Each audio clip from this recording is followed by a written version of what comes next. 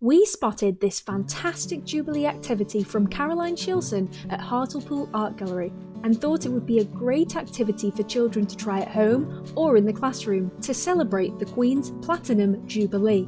You can decorate and customise yours however you like.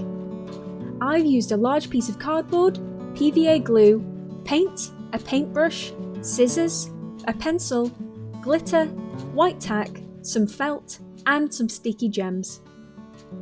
First, I'm going to draw an oval shape for the face. I used my hand to get a rough idea of the size.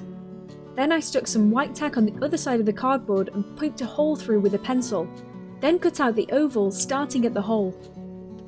I've used some quite tough cardboard, so this part was a bit tricky.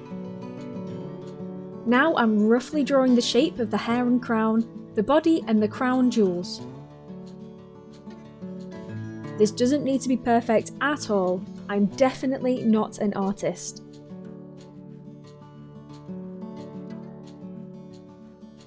Next, I'm going to paint the different sections. I started with yellow, then red and white.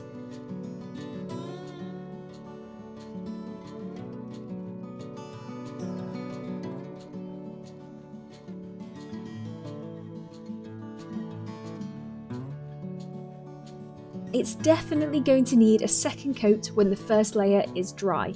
You could also colour in with colouring pencils or felt tips.